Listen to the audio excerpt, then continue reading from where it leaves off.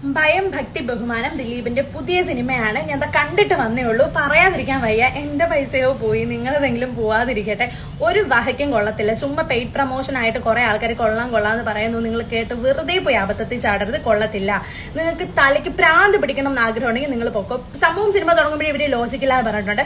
പക്ഷെ ഇവർക്ക് വേണ്ട ലോജിക്കൊക്കെ ഇവർ വാഴി വെതറിയിട്ടുണ്ട്. ഇവർക്ക് ആരുടെ അടുത്തൊക്കെ കുറെ പേഴ്സണൽ വൈരാഗ്യങ്ങളൊക്കെ തീർക്കാൻ വേണ്ടി, ആ ഗ്രഡ്ജൊക്കെ തീർക്കാൻ വേണ്ടി കുറെ പഞ്ച് ഡയലോഗുകളും ഉണ്ടാക്കിയിട്ട് ഒരു സിനിമ അങ്ങോട്ട് അടിച്ചിറക്കിയിരിക്കുന്നു. ചിലപ്പോൾ അത് വ്യക്തിയോടാവും, ചിലപ്പോൾ അത് ഒരു അതോറിറ്റിയോടായിരിക്കാം. എന്തോ അത് മാത്രമേ ഉള്ളൂ. അല്ലാതെ ഈ പടത്തിന് വലിയ ലോജിക്കും കാര്യമൊന്നും ഇല്ല. ഭയങ്കര നമ്മൾ ഈ അന്യഭാഷ സിനിമയൊക്കെ കണ്ട് കിഡ്നി ടച്ചിങ് ആയിരുന്നു എന്നൊക്കെ പറയില്ല, അമ്മാതിരി സെന്റിമെന്റ്സ്, കിഡ്നി ടച്ചിങ് സെന്റിമെന്റ്സ്. പിന്നെ പെയർ ഉണ്ടാക്കാൻ നോക്കിയിട്ടുണ്ട്. സാധാരണ നമുക്ക് ഇമാതിരി പടങ്ങളൊക്കെ കാണുമ്പോൾ ഒരു ഹ്യൂമാനിഫിക്കേഷൻ വരും, ഒരു മാസ് തോന്നും. അല്ലെങ്കിൽ പെയർ കാണുമ്പോൾ തന്നെ മോഹൻലാൽ സാറും ദിലീപ് പോയിട്ടൊരു പെയർ, ഈ പെയർ കണ്ടപ്പോഴൊക്കെ ഭയങ്കര കോമഡി ആയിട്ടാണ് തോന്നിയത്. ഒരു വഹയ്ക്ക് കൊള്ളാത്ത ഒരു പെയർ, പറയാതിരിക്കാൻ വയ്യ. പിന്നെ മോഹൻലാൽ സാറിന്റെ കാര്യം, പുള്ളിയെ പ്ലേസ് ചെയ്തിരിക്കുന്നതുകൊണ്ട് തന്നെ നന്നായിട്ട് മാർക്കറ്റിംഗ് നടക്കും. പുള്ളിയുടെ കുറച്ച് ഈ പറയുന്ന മുണ്ട് മടക്കി കുത്തും, മീശവിരി, അങ്ങനെ കുറെ നാച്ചുറൽ സാധനങ്ങളെ എടുത്തിട്ട് നന്നായിട്ട് മാർക്കറ്റിംഗ് ചെയ്യാൻ വേണ്ടിയിട്ട് അതിൻ്റെ അകത്ത് കൊണ്ടിട്ടിട്ടുണ്ട്.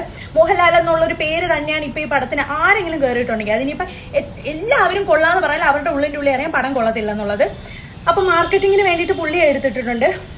പുള്ളിയുടെ എനിക്ക് തോന്നി എന്തിനാ ഇതിലൊക്കെ വന്ന് അഭിനയിക്കുന്നതെന്ന് എനിക്ക് ഫീൽ ചെയ്തു. സത്യം പറഞ്ഞാൽ കൊള്ളത്തില്ല. സ്ക്രിപ്റ്റും ആയാലും ഒന്നും ഇല്ല. അത് എവിടെ തുടങ്ങി എവിടെ അവസാനിക്കുന്നത് അവർക്ക് തന്നെ അറിയില്ല. ഇപ്പം ഞാൻ ചുമ്മാ നെഗറ്റീവ് പറയുന്നുള്ള കാര്യം പറയുന്നതാണ്. ഇപ്പൊ എന്റെ അടുത്തൊക്കെ ഇരുന്ന് ഒരുപാട് പേരൊക്കെ പറയുന്നുണ്ട് ഇത് എന്ത് പടം തീർന്നെങ്കിൽ എഴുന്നേറ്റ് ഓടായിരുന്നു എന്ന്. കുറെ ആളുകൾ കൊണ്ടുവന്ന് പ്ലേസ് ചെയ്ത് വെച്ചിട്ടുണ്ട്. കുറെ ഇങ്ങനെ പിന്നെ പറയുന്ന വെച്ചാൽ മാസ് പടങ്ങൾ മലയാളത്തിന് വേണമെന്ന്. ഇതാണോ മാസ്? തമിഴിനെ കൂടെ ഒക്കെ പിടിച്ചു നിൽക്കുന്ന മാസ് പടം ഇതാണോ? നിങ്ങൾ എന്നെ മനസ്സിൽ തട്ടി പറയും. ഇപ്പൊ എന്നെ വന്ന് കുറെ പേര് ചീത്ത വിളിക്കും. ആ ചീത്ത വിളിക്കുന്നവർക്ക് ഉള്ളിന്റെ ഉള്ളിൽ അറിയാം ഇത് പൊട്ടപ്പടമാണെന്ന്.